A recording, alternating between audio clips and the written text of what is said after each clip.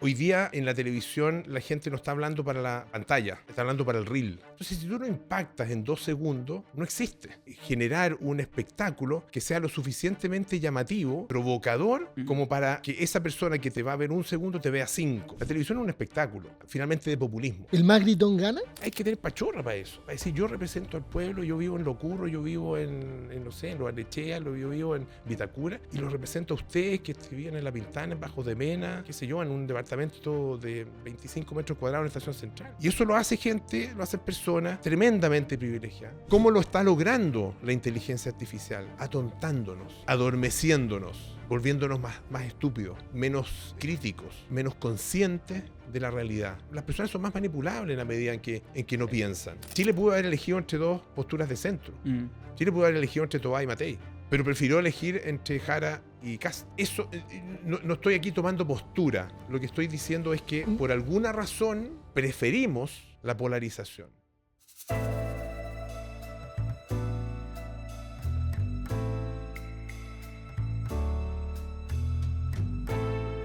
Don Paulo Alberto, ¿cómo está usted? Muy bien, muy bien. Aquí encantado de estar con usted. Y un poco nervioso porque No. sí, siempre la exposición genera un poquito de ansiedad. ¿En serio? Sí, pues sí. A mí todavía, yo estuve 14 años en pantalla, en televisión, y yo te diría que hasta el último día me genera un poquito de ansiedad. ¿Para qué decir? Los primeros días se venía como un nudo aquí a la garganta, y apenas me salía el habla en las primeras participaciones que tuve en la tele. Y ya, obviamente que uno se va acostumbrando, relajando y todo, pero nunca hay que relajarse del todo. Siempre hay que estar un poquito alerta, porque cuando la gente se relaja demasiado empieza a decir tonteras. Y yo trabajé en matinal más de 10 años, y teníamos 5 horas para decir tonteras. Todos los días. Todos los días. Había que Todos los rellenar. días. O sea, Hay es que que- en el matinal es un formato largo que hay que estar Claro. sacando y no puede ser fome porque si no la señora que está viendo Claro. lo Tú tiene sabes que que ganar. el matinal tenía una pauta, por lo menos en la época que yo trabajaba en Bienvenido, tenía una pauta que podría haber sido para un programa de 10 horas más o menos, por lo bajo, o de 12 horas, fácil. Pero finalmente, claro, eran 5. Entonces, la cantidad de cosas que quedaban fuera era impresionante. Entrevistados que había que bajar, temas móviles que no salieron, temas que nunca supimos, y de los cuales además se hizo toda la producción y nunca se hizo, nunca salió al aire. Porque realmente hay algo que engancha, y como se Había mide, que o pegar. se medía, no sé cómo es actualmente, pero se medía online, eh, bueno, había que quedarse ahí. Y realmente eran tramos largos, con el mismo tema y el mismo tema. Al final uno ya no sabía qué preguntar. Entonces ahí viene el peligro, el riesgo de empezar a hablar estupideces. La verborrea de pisar el palito y de estar... Completamente. Y ahí yo voy a lo del relajo. En la medida en que uno se le olvida que hay una cámara, que te están viendo, que esto está saliendo al aire, ahí empieza a generarse un riesgo. Un riesgo tremendo, además, porque uno siempre finalmente, aunque diga lo que realmente lo que piensa, hay un espacio, un trecho, una transformación entre eso que uno piensa y la manera como lo dice. Y hay muchas maneras de decir lo que uno piensa. Y yo por lo menos en mi experiencia he aprendido a cuidar mucho la manera como digo las cosas, porque sé que pueden tener consecuencias, ¿no? Y en televisión uno aprende eso. Todo lo que tú digas o no digas puede tener alguna consecuencia. Increíble. A mí la impresión de Polo es que efectivamente es un caballero y una de las virtudes que uno puede ver de afuera, pues no es que uno lo conozca más allá de haberlo visto en la televisión, es que prudente, esa es la prudencia. Y ha ido cambiando el tono y sobre todo los matinales. Yo diría que en el estallido social hubo una especie como de neutralidad, pero hoy en día vemos un tono en los matinales bien duro. O sea, uno ve, por ejemplo, Sí. a Neme y no se guarda nada. O sea, Muy distinto a lo que era. y quizás digan más, incluso y va más lejos de lo que piensa. O sea, lo vuelve un poco más extremo y eso ha ido cambiando. ¿Cómo tú veías ese fenómeno? Porque el fenómeno de generar como el Controversia. reel, controversia, que Choque, controversia. como que cambió en los últimos años. Sí, no, yo creo que ha habido una evolución. Esto ha sido parte de un proceso donde yo creo que hay varios factores. Un factor es la irrupción de las redes sociales, un factor muy importante. Hoy día en la televisión la gente no está hablando para la pantalla, está hablando para el reel. Está hablando para el short de YouTube, o el reel de Instagram, o como se llama, o el TikTok, o lo que sea. Está buscando un efecto a través de ese, y un impacto a través de ese medio. Por lo tanto, ¿cuánto dura una persona en cada reel? Segundos. A veces ni siquiera 1 segundo, 2 segundos.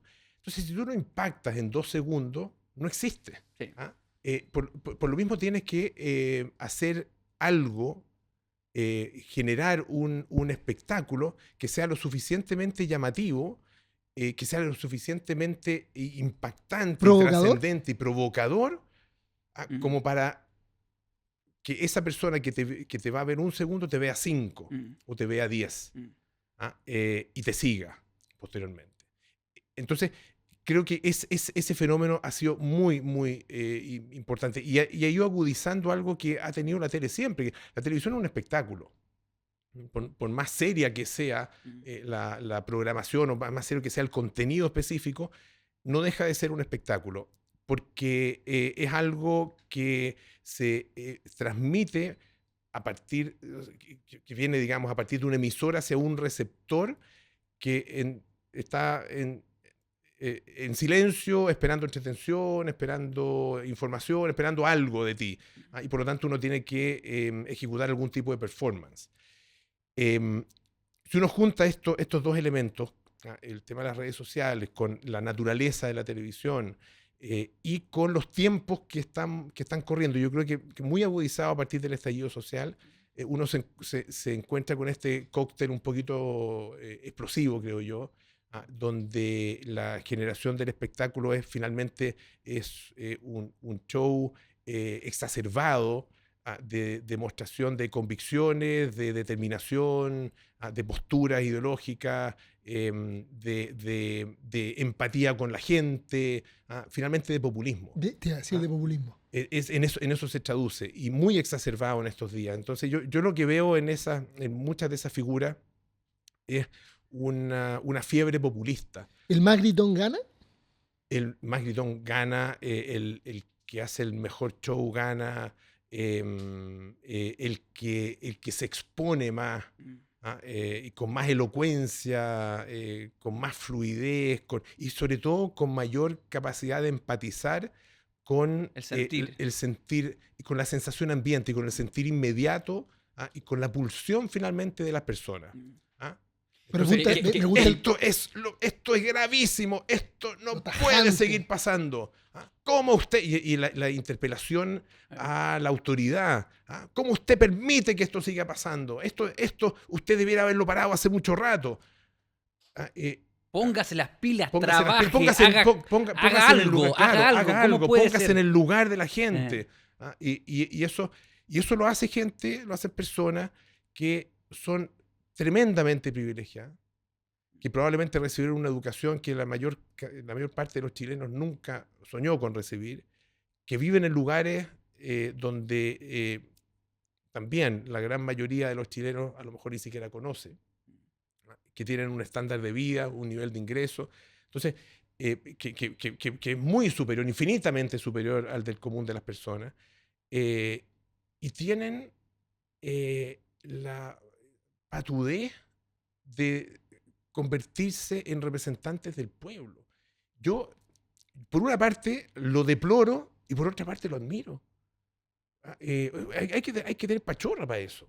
Para decir, yo represento al pueblo, yo vivo en Locurro, yo vivo en no sé, en Lo Arechea, yo vivo en Vitacura, y lo represento a ustedes que viven en La Pintana, en Bajo de Mena, o qué sé yo, en un departamento de 25 metros cuadrados en la estación central. Y yo soy su voz. Yo amplifico su dolor sin nunca antes haberlo vivido. La voz de los sin voz. De alguna manera se han convertido en ese personaje que yo no sé cuánto más aguanta, porque creo que yo creo que le hace finalmente mal a una sociedad. ¿Es peligroso? Yo creo que es peligroso en el sentido de que genera una impresión en las personas de que efectivamente las cosas no se solucionan, los problemas no se solucionan simplemente por falta de voluntad.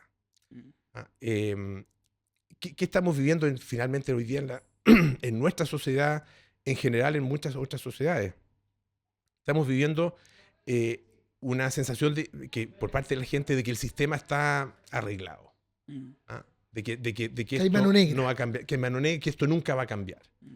Porque hay intereses superiores de parte de algunos poderosos que simplemente no quieren que la gente progrese, que no quiere que la riqueza se reparta, que no quiere que los precios no sigan subiendo, y que no quieren finalmente modificar la estructura esencial de la sociedad. Antes eso, contra eso luchaba finalmente la izquierda, luchaba el marxismo, luchaba el socialismo. Contra eso luchaba incluso parte del centro, el humanismo cristiano tiene que ver con eso también. Hoy día contra eso simplemente lucha la rabia, está presente la rabia, la impotencia por parte de muchas personas, que se ve entonces exacerbada por este tipo de liderazgos que están en la televisión y que también se van expresando en la política. Yo creo que la simpleza con la que hoy día algunas personas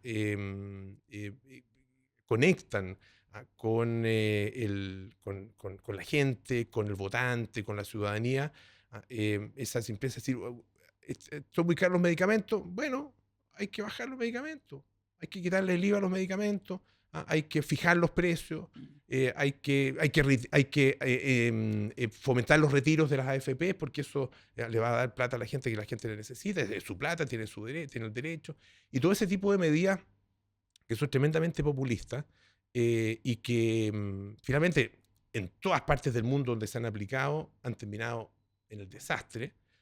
Y esto no es que yo me siento una persona, yo la verdad que desde el punto de vista político soy bastante poco identificado e identificable, aunque muchos piensan que soy de derecha, pero no, nunca lo he sido, no ha sido mi historia, no es la sensibilidad con la que me conecto, pero entiendo cuáles son las medidas posibles, racionales, digamos, y qué es lo que muestra la evidencia.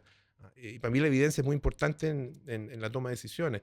Y la evidencia hoy día ha pasado a segundo plano, a tercer plano, está olvidada. Y en ese sentido, por ejemplo,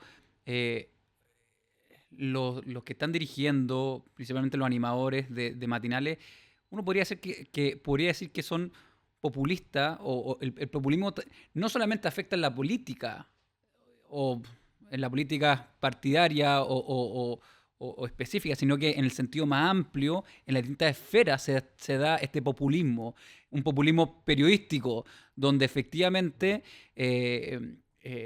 generan, yo estoy de acuerdo contigo, generan un daño tremendo, dado que da la sensación, dado que tienen un megáfono gigantesco, da la sensación de que los políticos, los que lideran a nivel de la política del país, no hacen la pega, no son capaces de gestionar nada y de solucionarle el problema a lo que llaman la señora Juanita o al caso particular de la delincuencia, simplificando como que si fuese tan sencillo como decir, señor PDI, señor Carabinero, ahí tiene presupuesto, ahí tiene la plata, soluciones, vaya y lleve preso al delincuente que está en la esquina.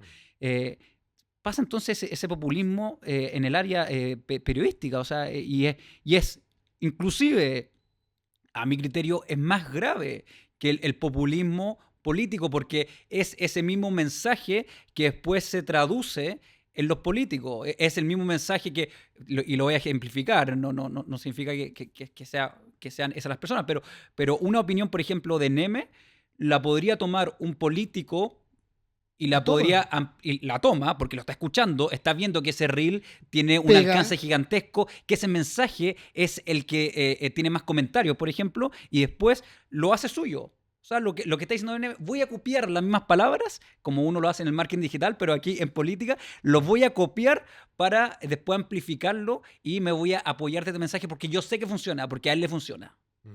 Claro, ¿qué aprende el político del comunicador? ¿Ah? Aprende a conectar con la gente, y a conectarse con otros. ¿Y cómo lo logra? Bueno, con un lenguaje sencillo, con posturas muy claras, muy absolutas, muy unívocas, sin matices, blanco o negro. O estoy contigo o estoy en contra tuya. Entonces, eso es lo que finalmente adopta el político, porque entiende que su misión, en definitiva, es conseguir votos. No es hacer un buen gobierno. De hecho, hoy día, en las campañas, si uno se fija, los que piensan en hacer un buen gobierno pierden. Los que ganan son los que se conectan exclusivamente con las necesidades de la campaña, que es conseguir votos. Entonces, ¿cómo se hace eso? Prometiendo cosas. Pero eso es desde el mundo en mundo, ¿no? Es desde que el mundo, lo que pasa es que hoy día está muy exacerbado, o sea, es una forma de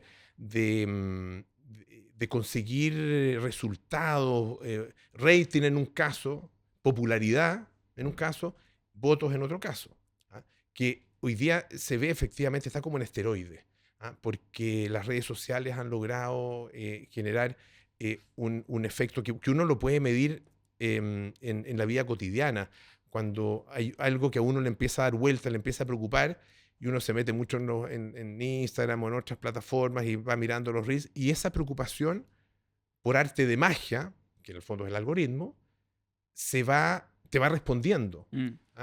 En algún minuto, por ejemplo, cuando me interesa mucho la política de Estados Unidos, siempre estoy como siguiendo las cosas que pasan allá, y hay ciertos temas con medidas que ha tomado Trump o con qué sé yo. Y claro, le dedico un par de segundos más en un reel a eso, y eso bombardeo ese contenido hacia ti. Y por lo tanto yo digo, oye, pero está todo el mundo preocupado de esto. Este es el tema. Lo converso con alguien y me dice, no sé, no cacho qué pasó. No tengo idea de qué pasó. Claro, porque yo me voy haciendo, me voy construyendo mi propia realidad. Mi biblioteca, me voy construyendo mi biblioteca de impulsos y de estímulos que van generando dopamina. Entonces voy cada vez más entusiasmado, Esa mecánica, yo creo que es muy nociva. Hoy día ya fue adoptada por la comunicación, por el periodismo en muchos casos, y fue adoptada también por la política. Entonces, lo que ya venía de hace mucho tiempo, el líder populista que prometía lo que sabe que no puede cumplir, hoy día tiene un alcance y un impacto muchísimo más grande, y que es, ya no necesita nadie necesita juntar 500.000 personas en una manifestación. Eso ya no existe.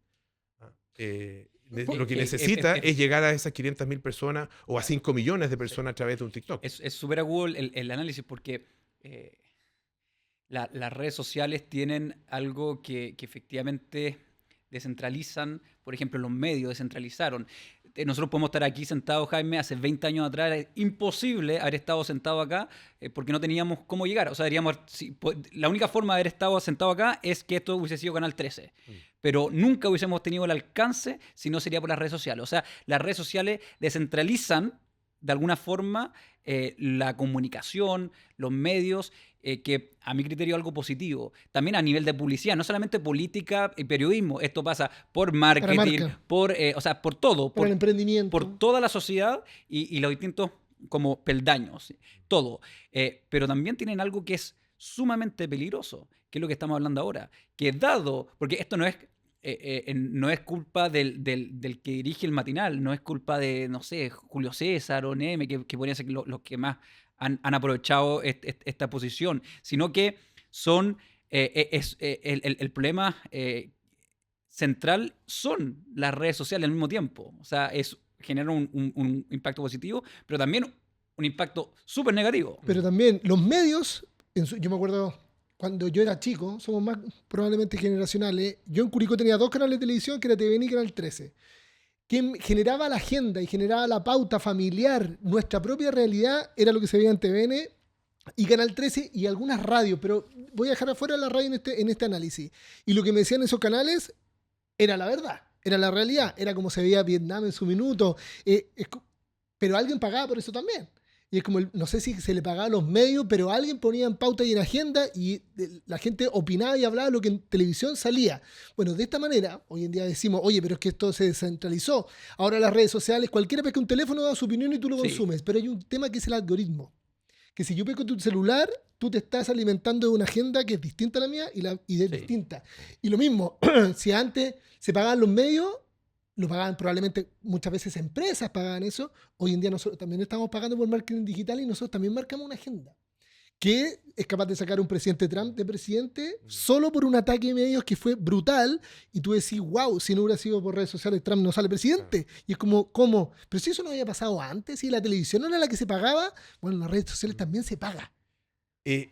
Yo creo que el efecto de lo que tú estás describiendo es la desaparición del espacio en común, de ese lugar donde las personas pueden encontrarse, que a lo largo de la historia ha ido cambiando de ser un espacio físico, donde alguien juntaba gente y contaba una historia, donde alguien leía a otros en alguna época. Hay una película que describe esto, uno de esos momentos, creo que se llama Noticias del Mundo, me parece, que con Tom Hanks, en que él es un tipo que en la época del oeste, básicamente junta diarios, compra diarios, y va pueblo por pueblo leyendo el diario.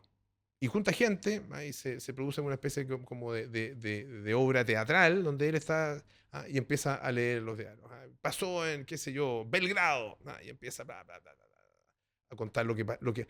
Y ahí se genera ese espacio en común, todos escuchando al mismo tiempo una sola información, una sola noticia, conectándose con una misma realidad. Eso es ese es el fundamento de los medios de comunicación. Y se han ido, a lo largo del tiempo, eso se ha ido profesionalizando y se ha convertido en el periodismo, lo que conocemos como periodismo, que yo creo que requiere recuperar su vigencia y su legitimidad. Está, tal como muchas otras instituciones en nuestra sociedad actual, en Chile y en otras partes del mundo, está desprestigiada, está desvalorizada, está descartada como institución por parte de algunas personas. O sea, hoy día hay toda una generación que no tiene contacto con los medios de comunicación. Claro. Y yo creo, esto es un sesgo periodístico, obviamente, o sea, lo miro desde mi profesión, desde mi experiencia, desde mi carrera, pero también desde mis convicciones, con las pocas convicciones que tengo, esta es una. Y tiene que ver con la necesidad y el valor de la existencia de los medios de comunicación que hacen periodismo independiente, todo lo independiente que se puede, todo lo veraz que se pueda, todo lo pluralista que se pueda. Ese ejercicio para mí es fundamental para una sociedad democrática. Sin ese elemento, la sociedad democrática se empieza a ver, empieza a tambalear.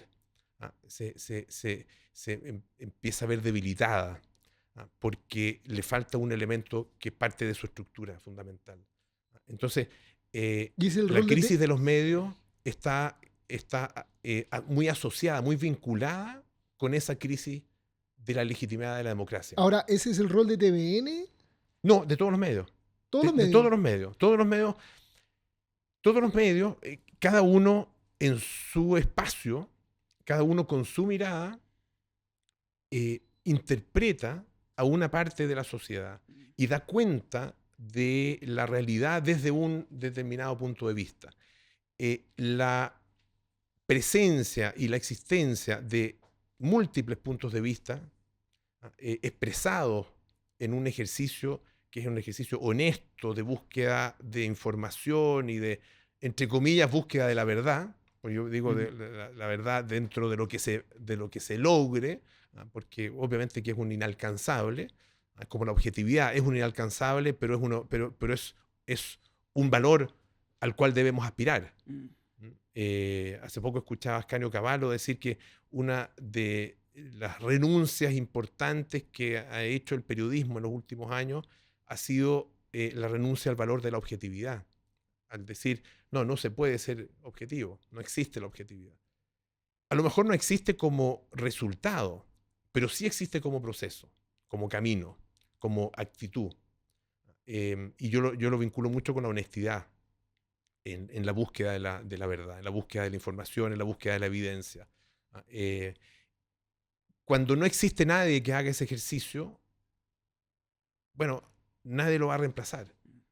Si no existen los medios, nadie los va a reemplazar, porque son los medios y es el periodismo el interesado en eso, el que está llamado vocacionalmente a hacer ese ejercicio. A mí lo que me pasa, creo que el diagnóstico es 100% acertado.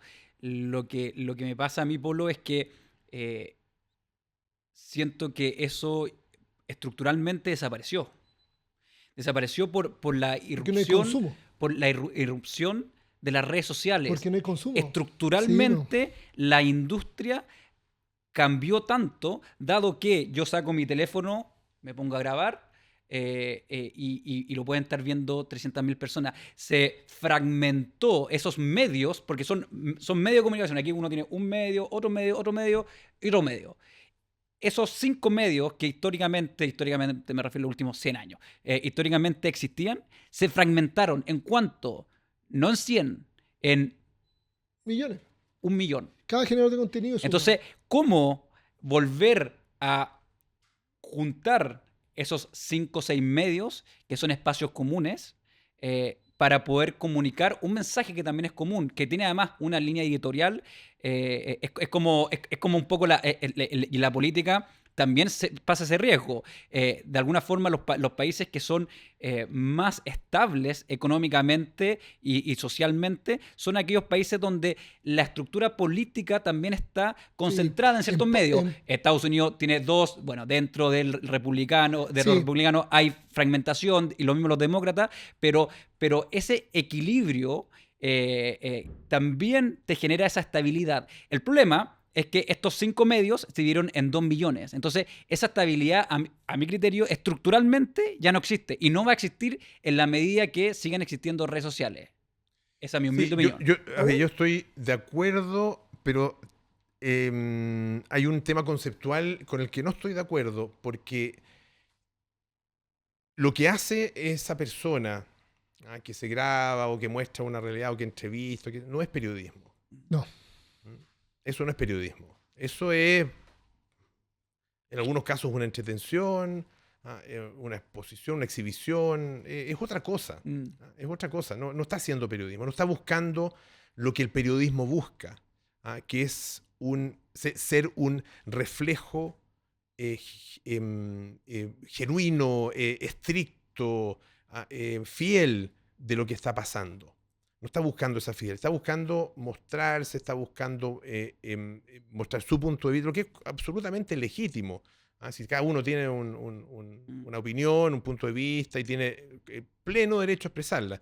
Pero eso no te convierte ni en periodista ni te convierte en medio de comunicación. Antes de seguir con este capítulo, te dejo invitadísimo a ver nuestra plataforma somosrentable.com, el primer crowdfunding inmobiliario donde puedes invertir desde los 15 millones de pesos, donde nosotros coinvertimos en cada uno de los proyectos inmobiliarios que hay en la plataforma y donde desarrollamos proyectos propios. Te invitamos a sacarle mayor rentabilidad a tus ahorros a través de nuestra plataforma. Te esperamos en somosrentable.com y seguimos con este capítulo. No hay un reemplazo, sino que existe la aparición de otro fenómeno.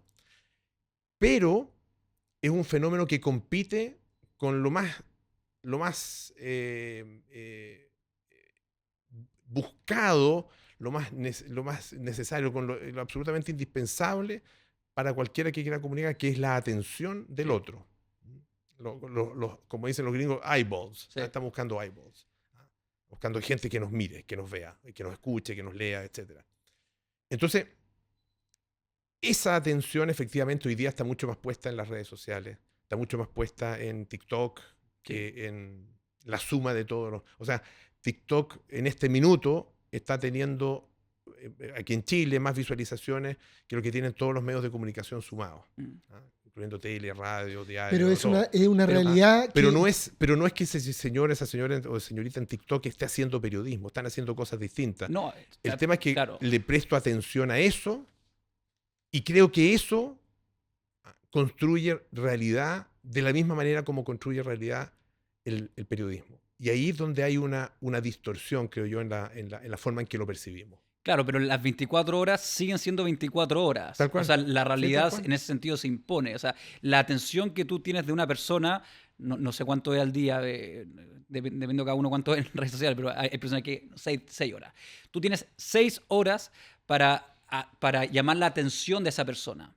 Y yo estoy de acuerdo contigo, o sea, el periodismo no es simplemente sacar el teléfono y entrevistarse, pero lo importante es la atención, porque como el periodismo, como un concepto genérico, logra posicionarse en las personas, ya no lo hizo, posicionarse en las personas como una fuente fidedigna donde puede confiar más que en la persona que saca el teléfono y se graba.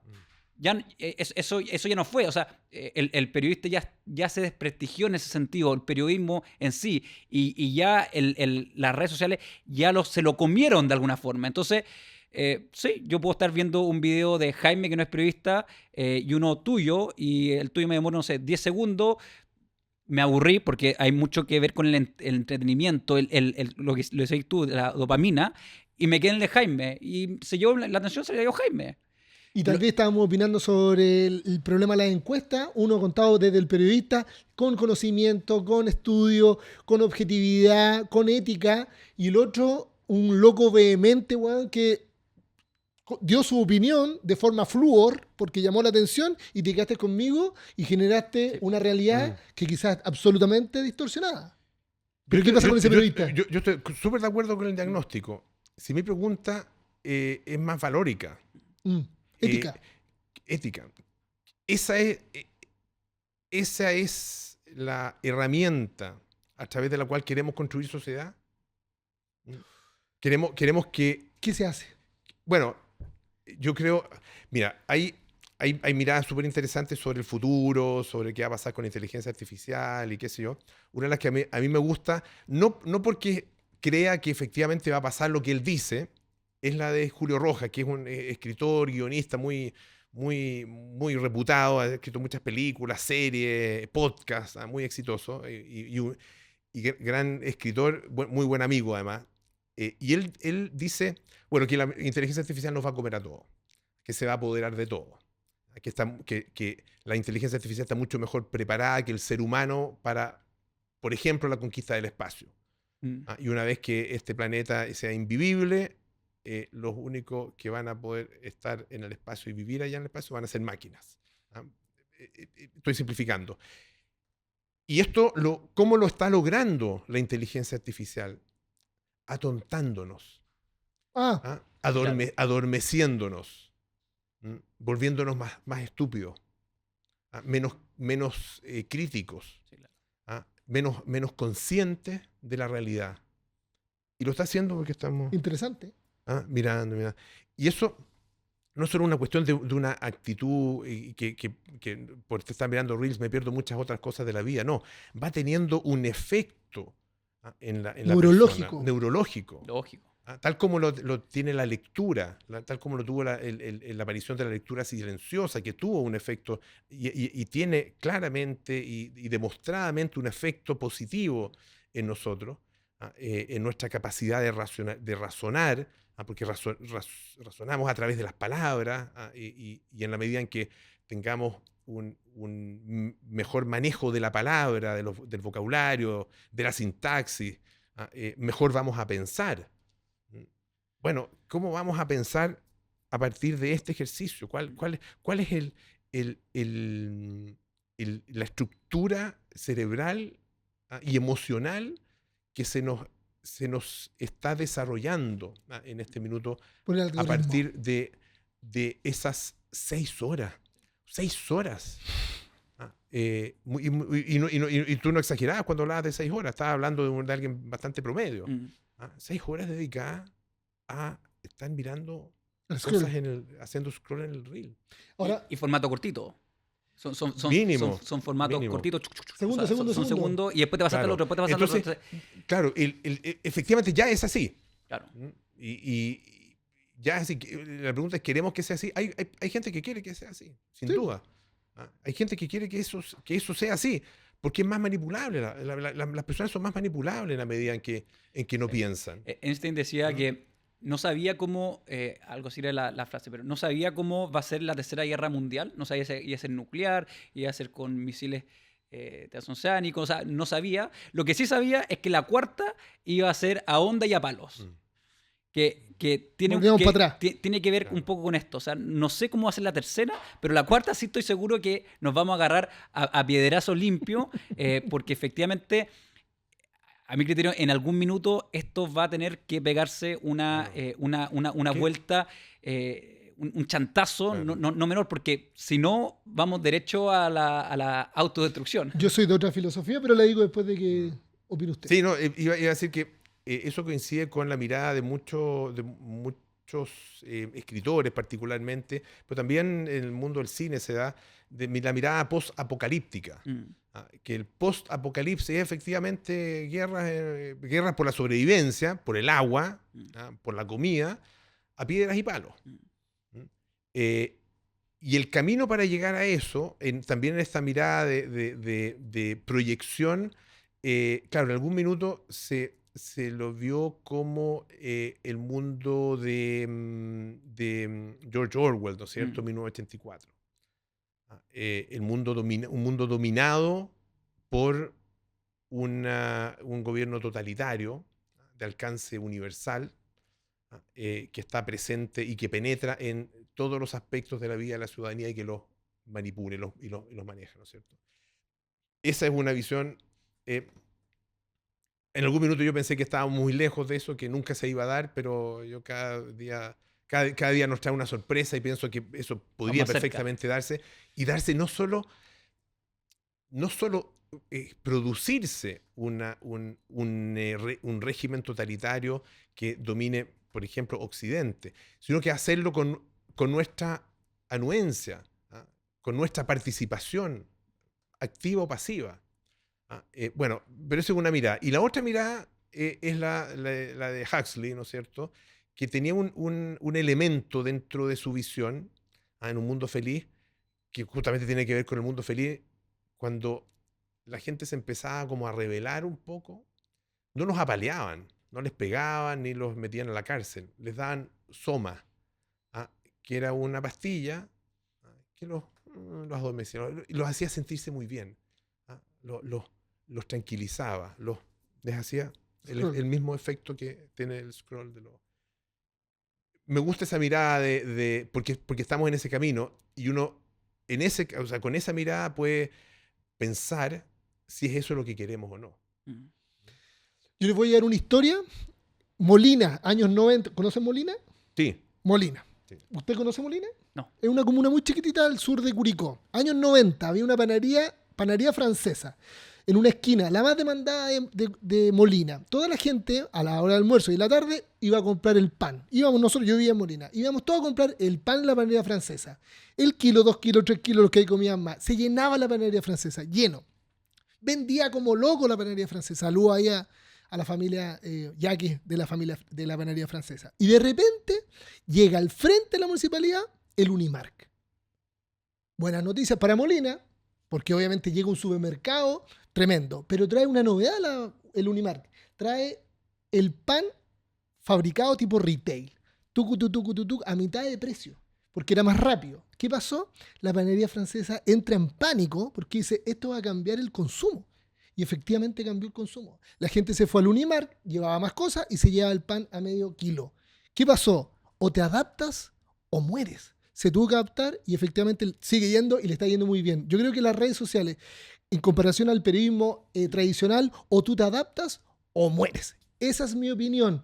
Y entiendo que hay un discurso ético, moral en la sociedad que queremos. Es el pan que queremos que consuma la comunidad de Molina, con uno masa madre y el otro, quizás qué ingredientes le están tirando. Sigue funcionando y esto llegó para quedarse. Eso creo yo. No sé si el ejemplo es bueno o no, pero esto es de adaptación.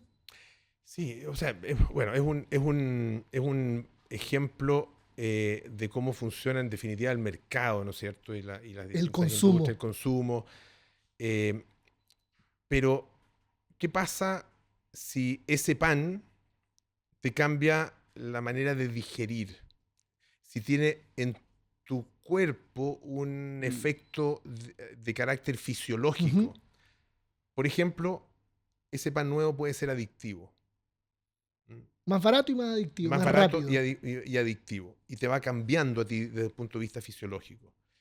¿No hay una pregunta ética que hacerse Sí, frente a eso? absolutamente. Entonces, eh, yo pienso que los fenómenos en las sociedades ocurren, hay que observarlos, hay que actuar a partir del respeto a la libertad de las personas. Yo creo que, de hecho, me parece a mí que el periodismo lo que en definitiva busca es justamente estimular, inspirar la libertad de las personas. Eso es lo que busca en términos de su objetivo final. Personas libres. Personas que no son libres no, no, no están dentro del ideario, por así decirlo, del periodismo. Y por eso no hay verdadero periodismo en Venezuela, o en Cuba, en Nicaragua, o no lo hubo en la Unión Soviética. Entonces, eh, a lo que voy es que lo que está generando esta nueva realidad es una transformación mucho más profunda del ser humano, que es a nivel neurológico, que es a nivel de nuestra conciencia, y que por lo mismo va a tener efectos que hoy día ni siquiera nos imaginamos, que son absolutamente insospechados para las personas, para cada ser humano y para la sociedad. Y se está logrando de una manera eh, eh, como inconsciente, Silenciosa. silenciosa, inconsciente, es como que todos hacemos que esto no está pasando, pero está pasando. Y yo creo que en algún momento tenemos que despertar frente a esta realidad y tomar conciencia. Cuando se habla, se usa siempre el ejemplo de la Matrix, ¿no es cierto? De esta película y qué sé yo, y todo este mundo en que no somos más que una especie de avatars, ¿no es cierto? Bueno, estamos haciendo eso. A lo mejor no con avatars, pero sí nosotros directamente, siendo objetos de la manipulación de un algoritmo. Y la diferencia del ejemplo que tuviste, que yo estoy de acuerdo en ciertas áreas, por ejemplo en los negocios, el que no se adapta termina muriendo. ¿Ya? El que no se adapta al medio se termina muriendo. Eso es muy cierto, pero hay una gran diferencia que tiene que ver la magnitud. En este caso, las redes sociales y especialmente la inteligencia artificial no es lo mismo la irrupción del mall o de las grandes tiendas en el mercado del retail a esto que penetra mucho más en toda la sociedad y en el ser humano en sí. Entonces yo creo que hay una diferencia en temas de magnitudes que no es irrelevante, no es que... Entonces ahí yo creo que es importante. Ahora, lo otro, Polo, es que uno sí se puede, creo que es lícito hacer la pregunta, ¿es lo que queremos o no? El problema es si es que la respuesta es no. Porque ahí se pone interesante la cosa. Mm. Porque si la respuesta es no, la autoridad tiene que tomar cartas en el asunto por el bien común.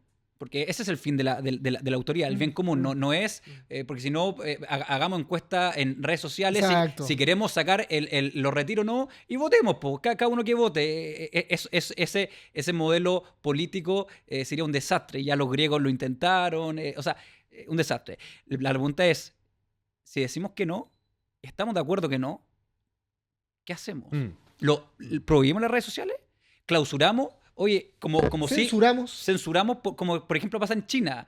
y además el ejemplo es malo en China porque China tiene un sistema comunista, capitalista desde el punto de vista comercial, pero comunista desde el punto de vista político, de control. Por lo tanto, cuando uno piensa en China, piensa inmediatamente en algo negativo. Pero uno podría censurar las redes sociales. En este país, dado que nos pusimos de acuerdo políticamente, no existe, no sé, Instagram O TikTok. chuta.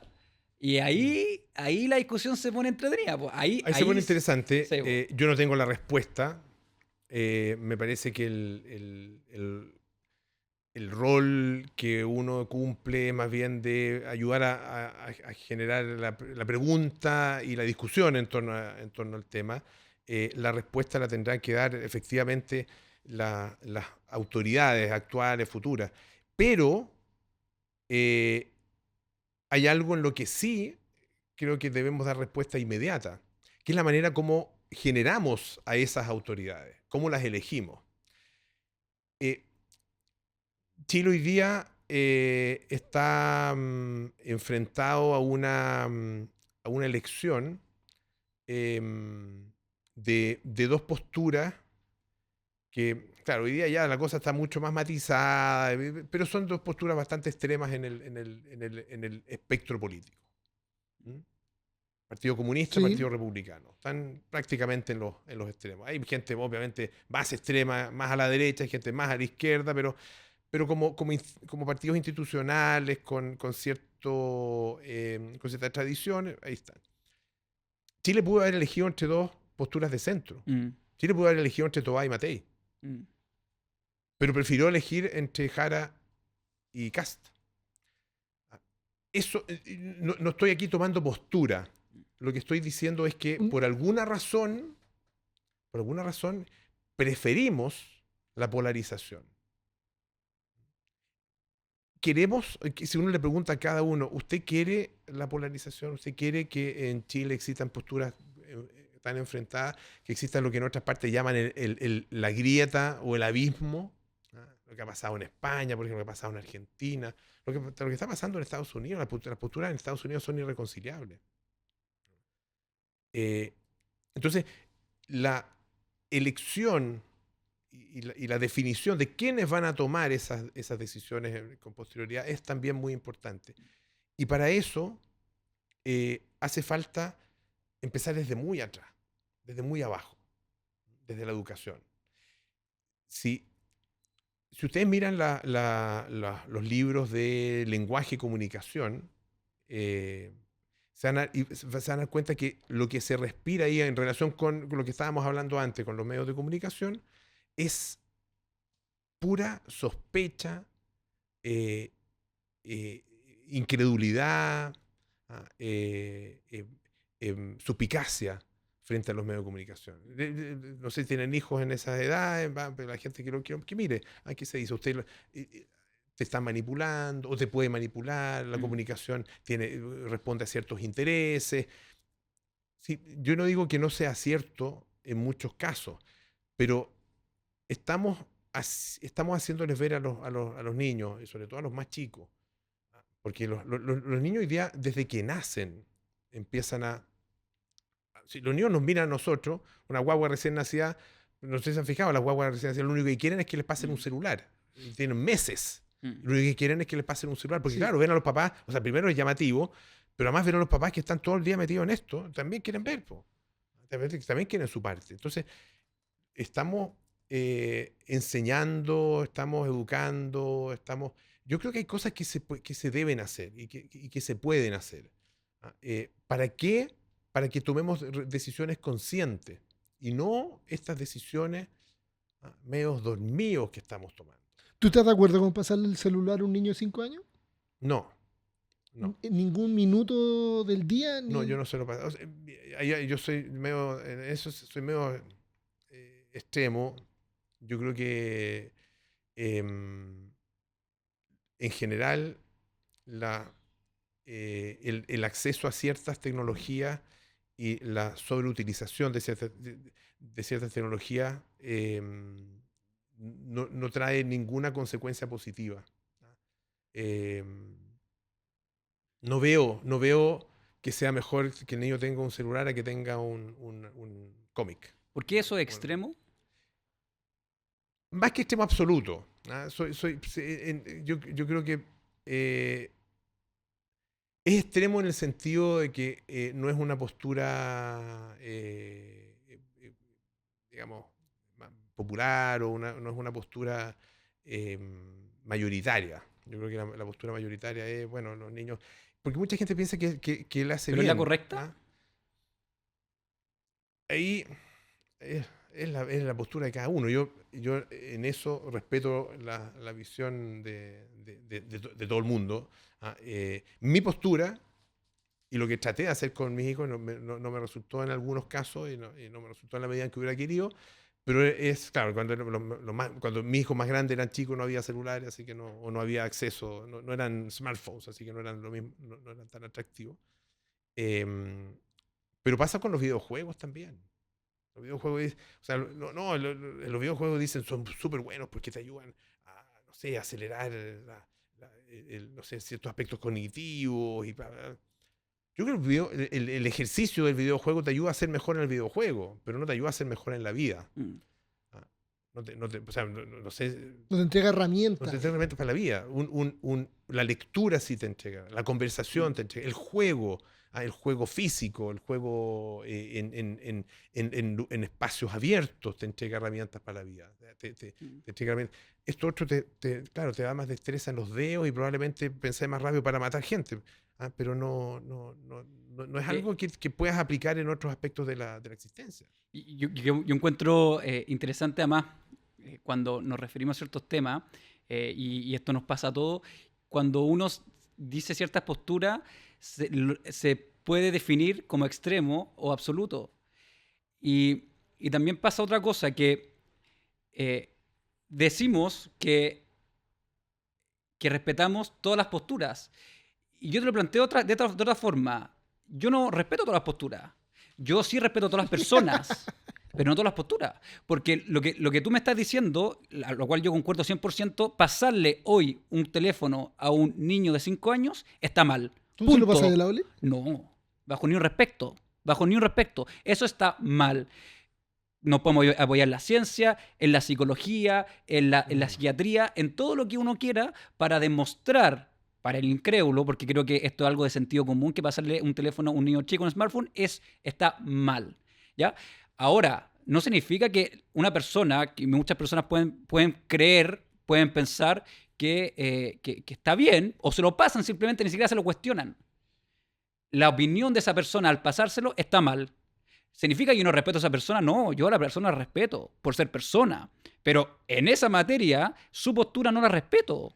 Me explico porque si no, caemos en un relativismo absoluto. Porque después, por ejemplo, ¿estamos de acuerdo que promocionar la lectura está bien o no? Y los tres vamos a decir, sí, está bien promocionar la lectura. Perfecto. Y cuando llega alguien que piensa en lo contrario, ¿vamos a respetar vamos a decir que es respetable su opinión?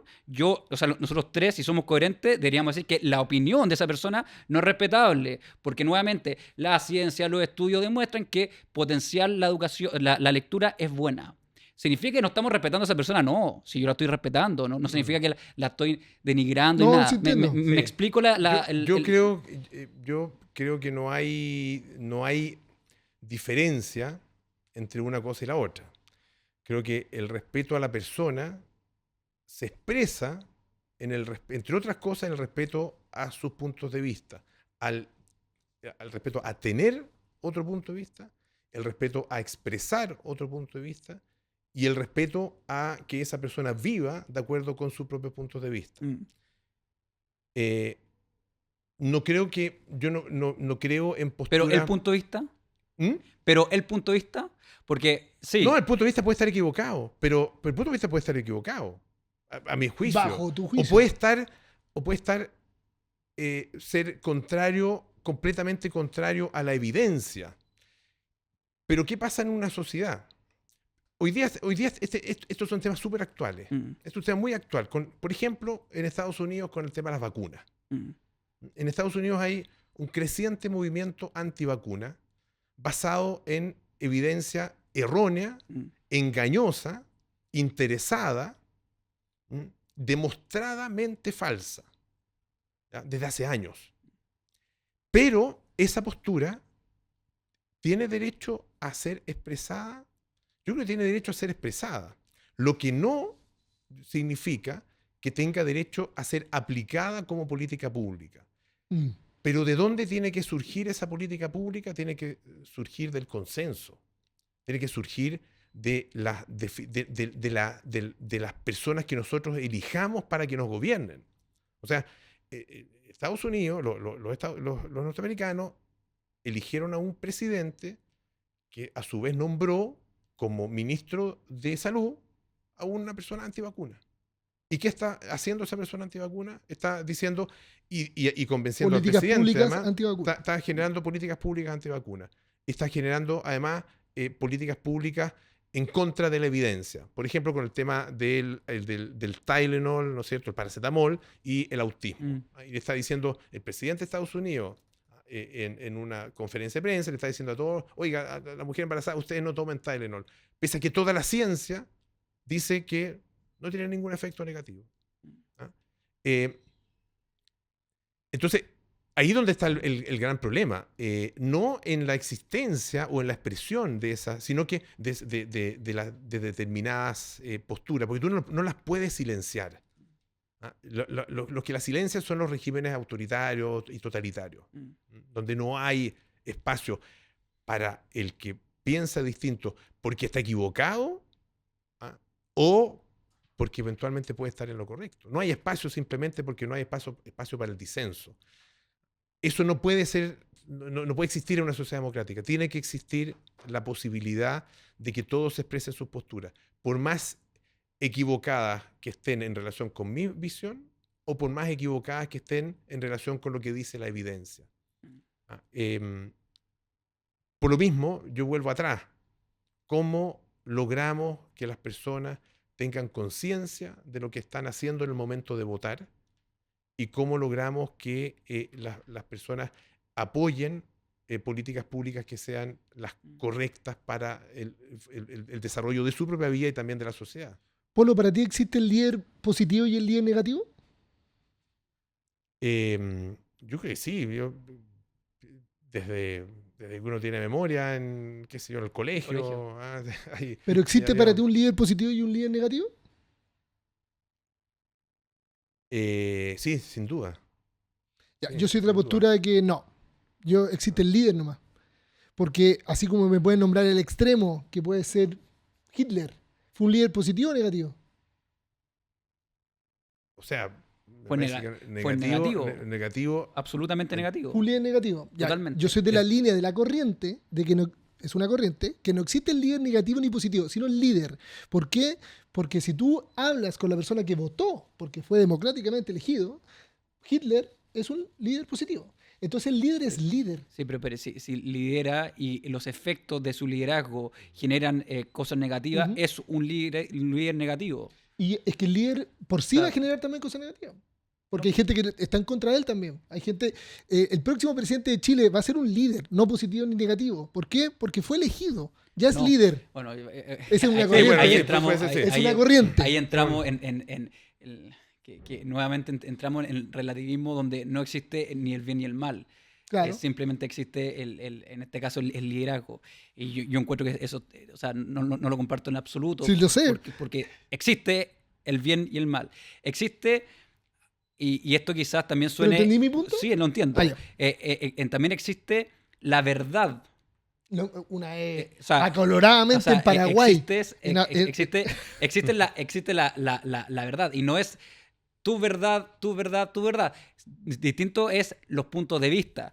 Pero para los tres, si yo tiro este vaso, va a caer. Eso es una verdad absoluta. Tú puedes decir que no va a caer. Polo puede decir que va a flotar. Sí. Yo puedo decir que no sé, que va a saltar, va para arriba. O que no, sí, pero que va a caer, va a caer. O sea, hay una ley que es natural. No estamos yendo igual por otro lado. Sí, pero que tiene que ver, pero que tiene que ver también con lo que estamos conversando, porque al final si es que también no hay un consenso de que existe el bien y el mal, cosas que te hagan bien o no, simplemente existen liderazgo o existen personas que pueden decir una cosa u otra y son simplemente puntos de vista, también eso tiene una connotación directamente en la política y en las personas y en el periodismo. O sea, Entiendo lo que tú dices. para Polo, no sé, deja llegarlo al extremo, pero matar a un niño chico está bien y yo pienso que está mal y los dos somos periodistas, y no nos ponemos no nos ponemos de acuerdo a nivel de sociedad que está mal o que está bien, vamos a chocar permanentemente. Sí, a ver, es un tema filosófico que a mí me supera, la verdad, y que creo que no lo vamos a resolver nosotros tal como no lo ha resuelto la filosofía. Mm. Pero yo lo que pienso es que vivimos en sociedad, y para mí el fundamento de la vida en sociedad es el respeto a la libertad de las personas. Respeto a mucho, a la vida, obviamente, pero para la convivencia, para el desarrollo de una sociedad, para el desarrollo personal, la libertad para mí es absolutamente esencial. Por lo tanto, mi postura es que hay que maximizar los espacios de libertad personal. No estoy poniéndome mi ley en este sentido. Libertario. Libertad, no va por ahí mi tema. Yo creo que la presencia del Estado y el papel que juega el Estado en una sociedad, el rol que tiene, es fundamental y tiene que ver con mucho de lo que hemos estado conversando.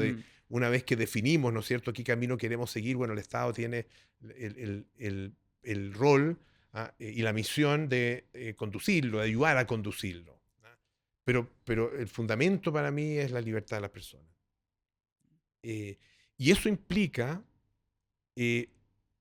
la posibilidad de que las personas tomen decisiones de manera lo más autónoma posible, en la mayor cantidad de aspectos posible, que no obviamente vayan en contra del bien del otro. Cuando ya cuando ya hago algo que afecta de manera negativa a otra persona, estoy en un terreno donde mi libertad se debiera ver restringida. Y a mí, y esto para mí es un tema peleagudo en toda sociedad, a mí me pasa eso con el tema del aborto, donde la libertad de la mujer, mi gran pregunta y la pregunta que yo me hago, y la verdad que cambio de posición cada cierto tiempo porque no lo tengo de alguna manera moralmente resuelto. ¿Es la libertad de la mujer lo que prima o es la vida eh, en- o es la persona potencial que está que está por nacer, digamos, ¿ah? Que se está gestando? Es esa persona potencial? Algunos dirán, ya es persona. Ahí estamos en otra discusión bien pantanosa. En los primeros días es difícil decir que es persona porque es un grupo de células, pero lo va a hacer. Lo va a terminar siendo persona. Si se dan las condiciones naturales y dejamos que se expresen esas condiciones naturales.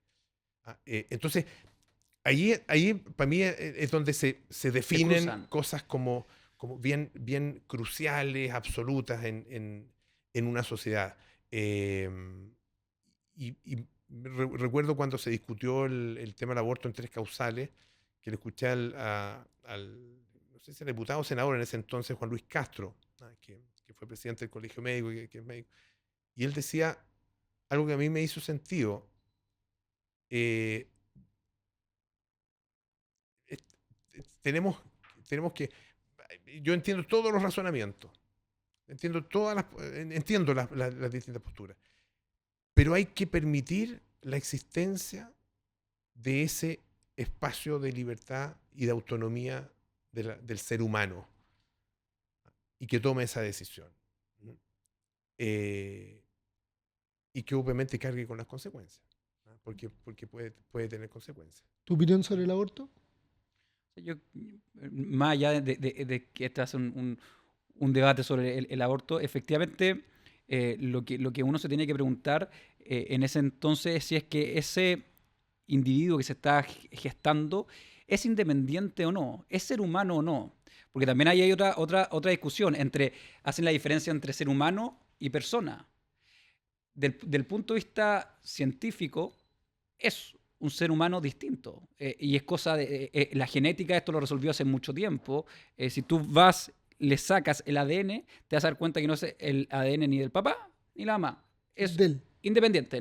Es distinto si yo me corto un dedo. Si me corto un dedo, tú me sacas el ADN mío. Si me corté la oreja, el mismo ADN es el mío. No es otro. Y resulta que aquí es otro. Por lo tanto, lo que uno puede sacar simplemente con el uso de la razón es que es un ser humano distinto al de la mamá, en este caso. Y ahí está la distinción entre ser humano y persona. Y pareciera ser que esa distinción le permite le permite a la sociedad y al legislador decir que ese ser humano que es distinto, uno lo puede matar y a la persona no. Y ahí es donde se pone complicado. Y también hay un efecto que es bien interesante, que es también conectándolo con las redes sociales, que todos estos efectos son progresivos. Hay estados, Polo, en Estados Unidos, donde han sacado legislaciones que hasta el minuto de tú sacar a la guagua del vientre de la mamá, tú lo puedes matar, o sea, segundos antes. Y tú dices, pero se volvieron locos.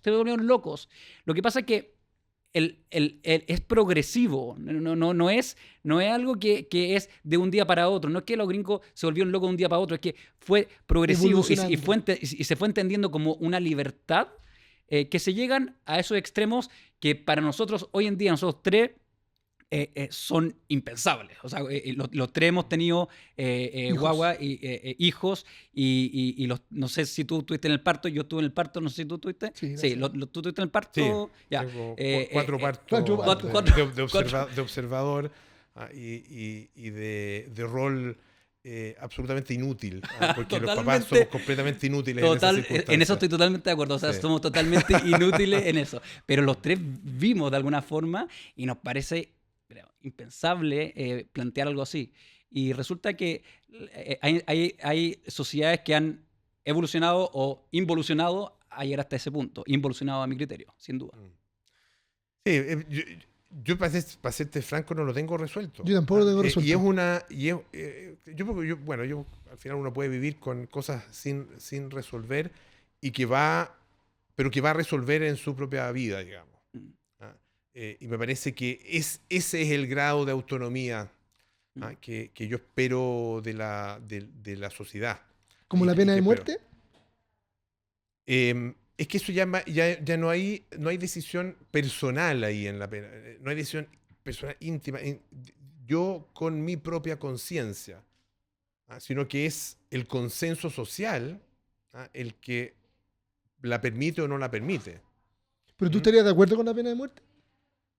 Yo no estoy de acuerdo. No estoy de acuerdo con la pena de muerte porque creo que que no tiene efecto práctico, por un lado, y por otro creo que en el mismo respeto a la autonomía de las personas es necesario que la consecuencia de lo que yo hago lo viva, lo perciba y lo viva, digamos, directamente. Me parece que simplemente eliminar a las personas hace que esas consecuencias no se produzcan. ¿Y no debería haber un consenso social, por ejemplo, con el tema del aborto? Porque lo que pasa es que la pena de muerte creo que es un buen ejemplo, y también uno puede llevar otro ejemplo, por ejemplo, la esclavitud. Hay un consenso social que efectivamente tener a otro ser humano como esclavo que no tenga libertad está mal.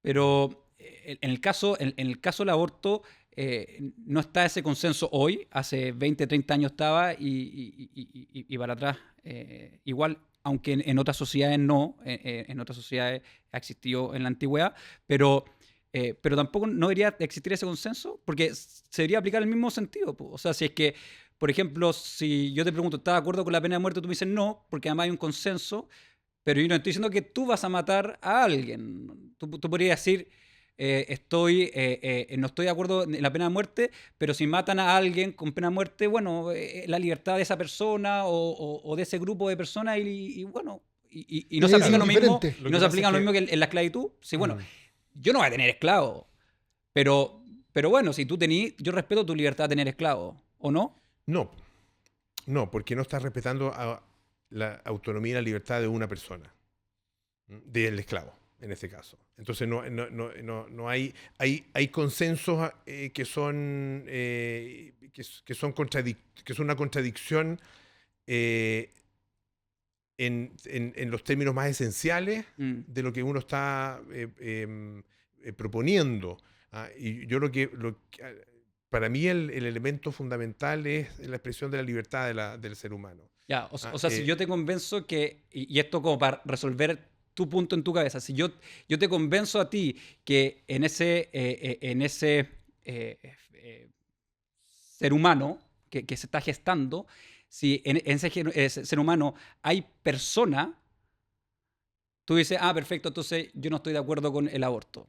O sea, me explico, ¿no? O sea, si como sociedad logramos mostrar que efectivamente en ese ser humano existe la persona, porque tratan de hacer como la diferencia, se resuelve el asunto. Porque si es que yo te demuestro que hay una persona allá adentro, esa persona tiene una autonomía y tiene una libertad que de la misma forma que se protege a la persona para no esclavizarla o para no matarla en el caso de la pena de muerte, se debería de respetar y se resuelve el asunto, ¿o no?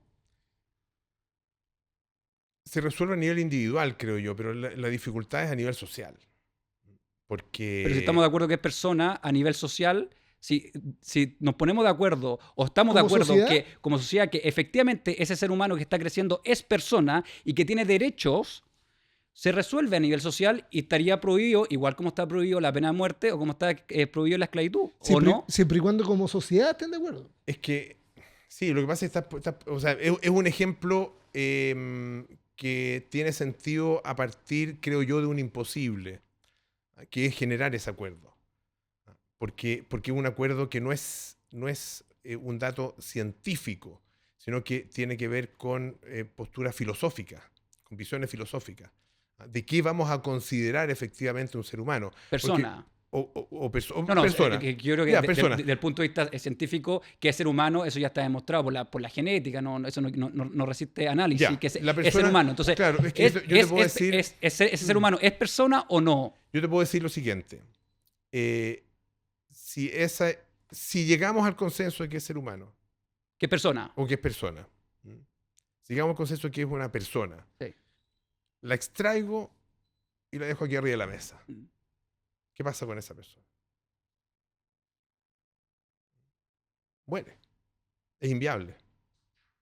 Porque es 100% dependiente de otra persona en este caso. El portador. Pero ¿Te fijas? Entonces, a lo que voy es que desde el punto de vista filosófico no se va a resolver. Porque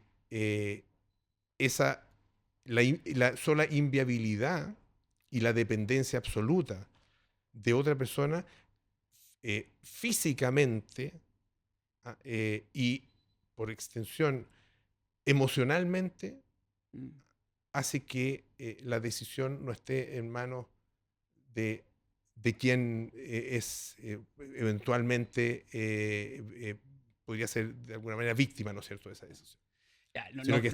Sino que no entrar en decisión. En ese caso, no digo, si tú me preguntas tú, bueno, yo Polo Ramírez es otro. Paulo Alberto. Yo no soy mujer. Claro. Es una decisión que yo no podría tomar. Y hay una cuestión bien de fondo. Claro, sí, pero que hay una decisión de sociedad. Porque, A ver, déjame llevarlo nuevamente al caso de la esclavitud, por ejemplo. Los esclavos eran negros. Es que yo no soy negro, pues entonces yo no puedo decir por los negros. Entonces, no, pues yo no decido que el negro, el chino, el amarillo es persona porque yo soy amarillo, soy chino, sino porque yo tengo entendimiento y uso razón y puedo decir que esa persona y la valorización de esa vida y ese proyecto individual vale la pena y que no sea esclavizado, que no pierda la libertad. Entonces, no es que porque tú no eres, porque así cualquier ley no podría salir. Pues, o sea, yo no soy discapacitado, no puedo legislar sobre el discapacitado, no soy mujer. No, yo no digo que no se pueda legislar. Sí, o sea, de hecho está legislado en muchos países, en todos los países. Sí, pero para un lado o para otro. Sí. Incluso acá donde se permite el aborto en 3 causales. Claro, pero por lo tanto, y ahí han legislado hombres. Sí. Y también mujeres, pero hombres preferentemente, que son mayoría en el Congreso. Pero el definir a la persona por su capacidad de sobrevivir también me parece como extraño porque, de hecho, cualquiera de nuestros hijos, si tú lo sacas del vientre de la mamá y lo dejas en la misma mesa que dejaste el otro, también se muere. O sea, hay una dependencia absoluta de la mamá, por lo menos hasta los, no sé, 10 años. Para que se entienda. Yo no estoy tomando una posición en relación con el aborto.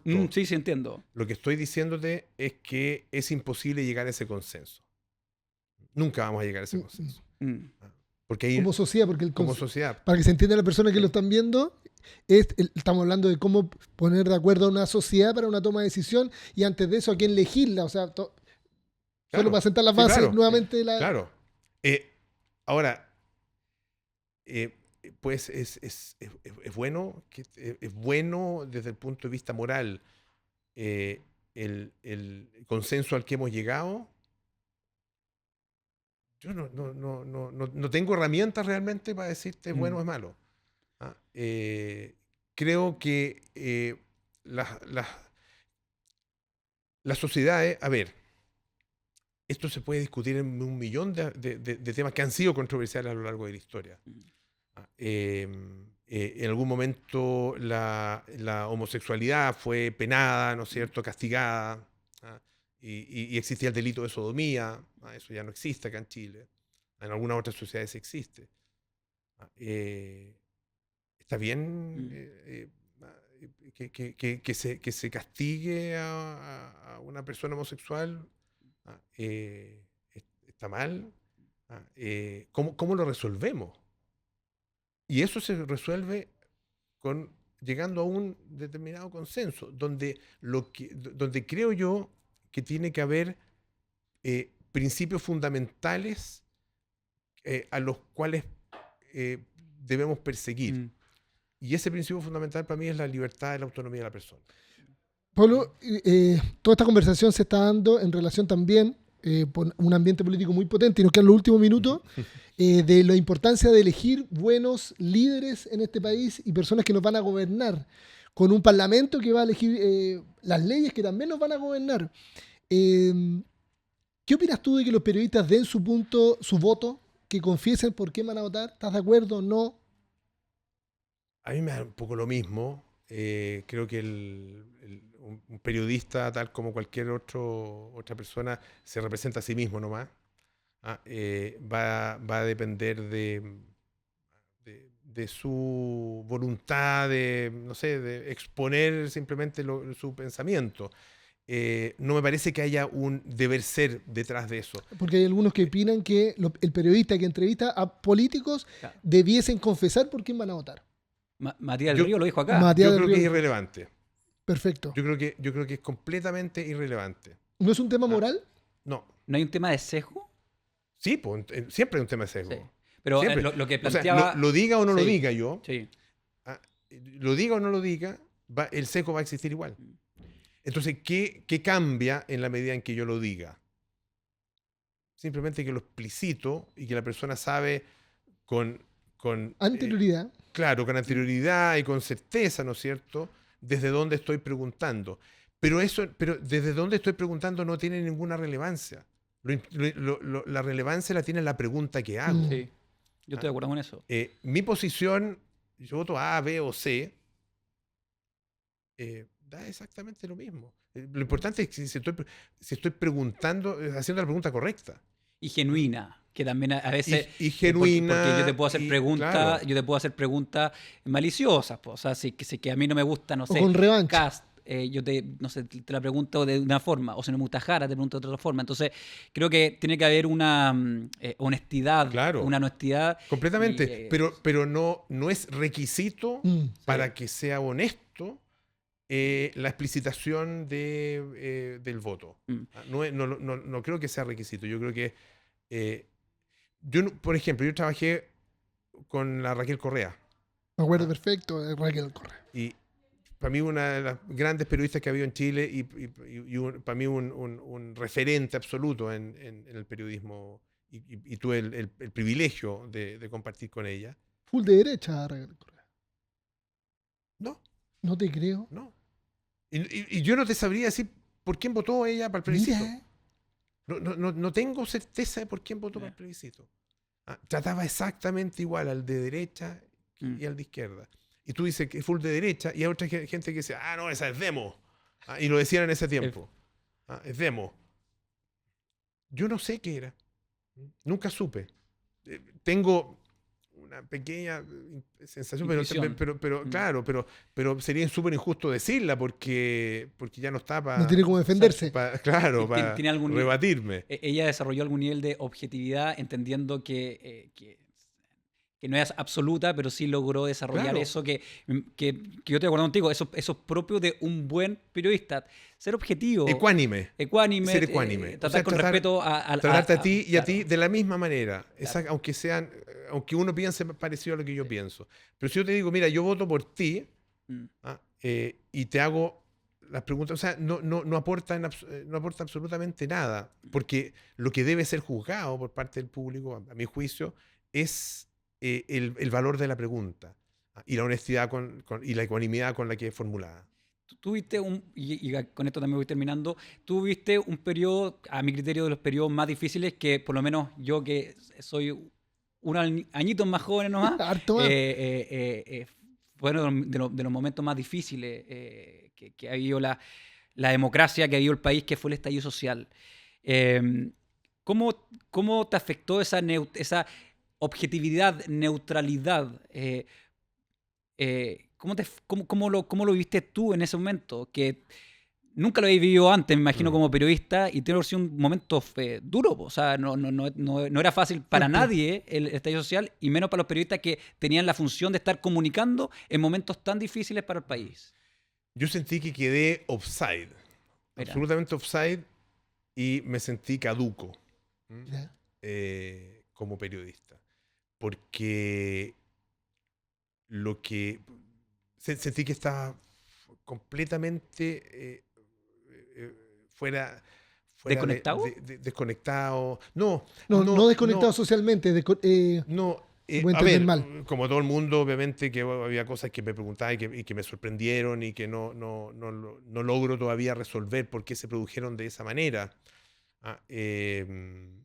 Yo creo que hay una mezcla muy grande entre una cosa espontánea y una cosa empujada a propósito y buscada a propósito, una, un descontento que existía, pero también una intención de provocar algo y de provocar esa desestabilización que también existía. Bueno, pero ese es un tema más político. Para mí, los los criterios con los cuales yo defino y trato de ejecutar mi profesión y mi ejercicio profesional quedaron de la noche a la mañana bypaseados. Se convirtieron en criterios inservibles. Mira. eh, Porque nadie estaba dispuesto a escucharlo. Nadie estaba dispuesto a razonar. Era pura pulsión, pura emoción, puro desbande emocional. Y eso hace que, claro, la conversación no sea posible. Y en ese minuto la conversación no fue posible. Y a mí, en lo personal, me hicieron pedazos en las redes sociales. Llegó un minuto en que ya dejé de mirarlas completamente. Y sentí que que el mundo que para mí tenía sentido desde el punto de vista del ejercicio de mi profesión había desaparecido de un minuto para otro. Y donde lo que se esperaba de mí era algo que yo no podía realmente dar. Porque se esperaba la toma de posiciones radicales, absolutas, definidas, definitivas. Y yo no estaba dispuesto porque esa no es No te movilizaba. No es la manera como yo veo el periodismo tampoco. No me moviliza en lo personal y no es la manera como yo veo el periodismo. Y esa defensa de esos principios, porque eso es, tú defendiste tus principios periodísticos con persona, ¿sientes que te pasaron la cuenta profesionalmente? De alguna forma te dijeron, perfecto, si Polo tiene esa postura y principios claros, traigamos otra persona que efectivamente exacerbe o que busque eso que estabas buscando de alguna forma o queriendo la audiencia. Y volvemos nuevamente al tema de las redes sociales. ¿Sientes que te pasó eso?